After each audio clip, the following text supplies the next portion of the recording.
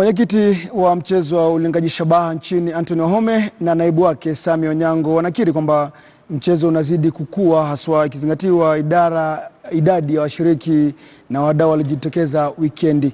Kando na hayo, afisa mkuu mtendaji wa Standard Group na katibu wa kudumu katika wizara ya michezo wamedokeza kwamba lengo lao ni kuboresha viwango vya mchezo huu nchini. 1 year back, before Ian Van de Bank came into Kenya, you remember Game Year 2 covered him. We were not shooting this well. We actually took his training very positively. We've been training in smaller groups where we've been embracing each other's performance. The courses of fire are quite elaborate. Anything you'd find in an international shoot.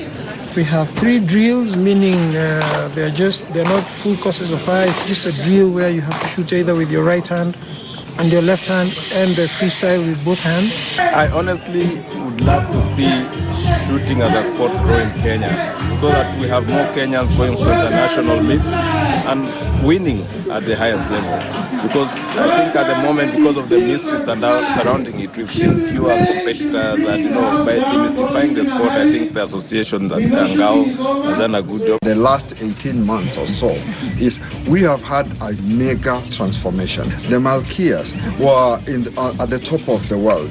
If you look at what is happening with cricket, Kenya has just come back into the fold.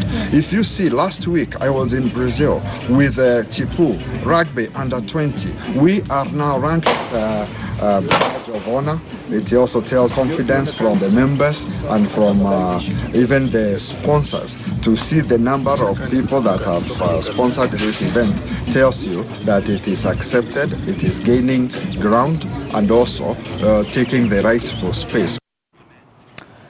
Na mkuu ligi mbalimbali bara Ulaya zikibisha hodi, timu mbalimbali zimekuwa